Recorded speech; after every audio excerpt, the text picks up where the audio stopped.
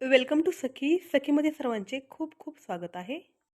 खमंग आणि कुरकुरीत अशी कोथिंबीर वडी बनवली आहे. 8 ते 10 दिवस आरामात टिकते आणि जर तुम्ही फ्रीजचा वापर केला तर 15 दिवस तर नक्कीच टिकणार. खूप छान आणि मस्त अशी वडी झाली होती. तर वेळ न घालवता झटपट रेसिपीला सुरुवात करूयात. तर तुम्ही पाहिलंच आहे की मी अगोदर वडे बनवून घेतलेले होते आणि वडे बनवलेलं जे भांडं होतं ना, त्या भांड्यामध्येच मी थोडंसं बेसन पीठ ॲड केलं आणि ठेचा जो ठेचून घेतलेला होता, लसूण, मिरची आणि मीठ याचा, तर तो ठेचा मी ॲड केला.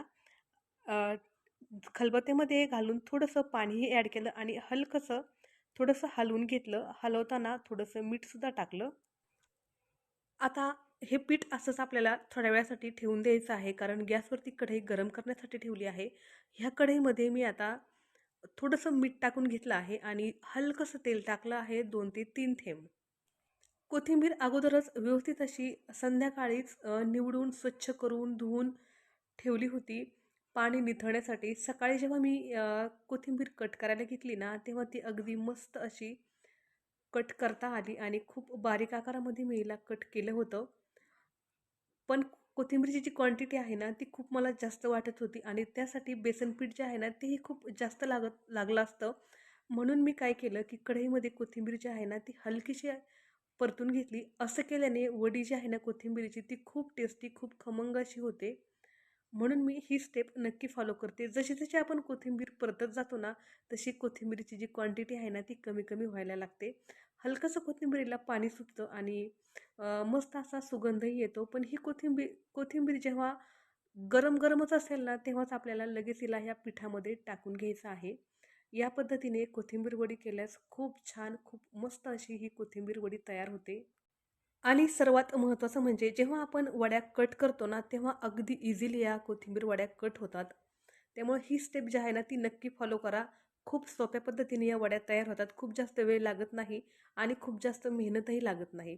वरून आता मी थंडच पाणी थोडंसं ॲड केलं आहे, कारण बॅटर जे आहे ना, ते हलकंसं पातळ व्हावं म्हणून.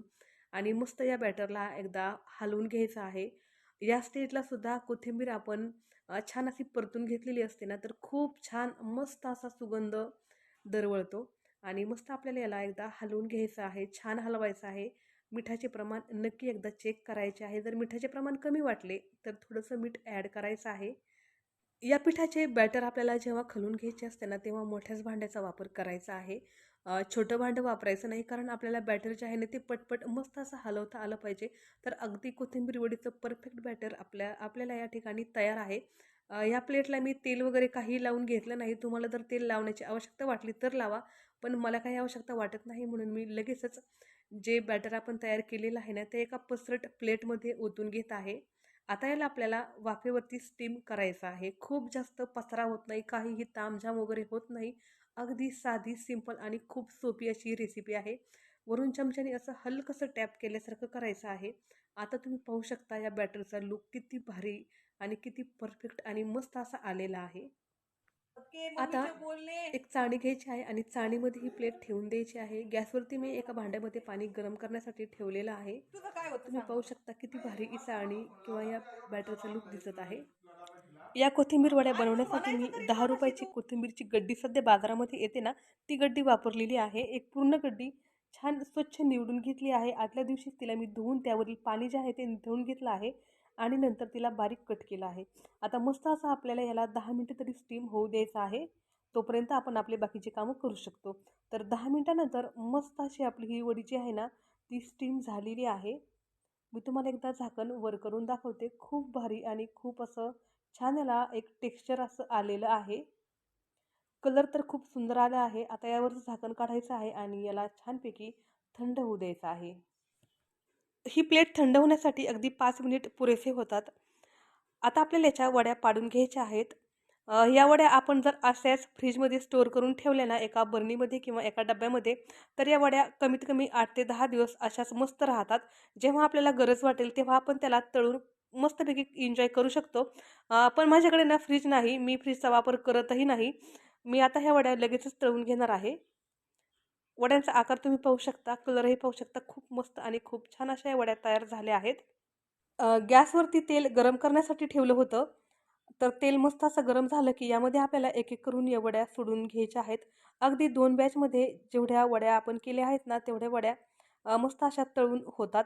एक बॅच तळण्यासाठी साधारणपणे 5 ते 7 मिनिटाचा वेळ लागतो. पण शक्यतो लो फ्लेमवरती या वड्या मस्त अशा तळून घ्यायच्या आहेत. ते करत असताना बाकीचे काही आपण काम केले तरीही चालते. म्हणजे या वड्या ज्या आहेत ना, त्या लो फ्लेमवरती कुरकुरीत अशा तळून होतात. वड्या तळताना खूप घाई करायची नाही. अ, किंवा गॅसची जी फ्लेम आहे ना, ती हायसुद्धा करायची नाही.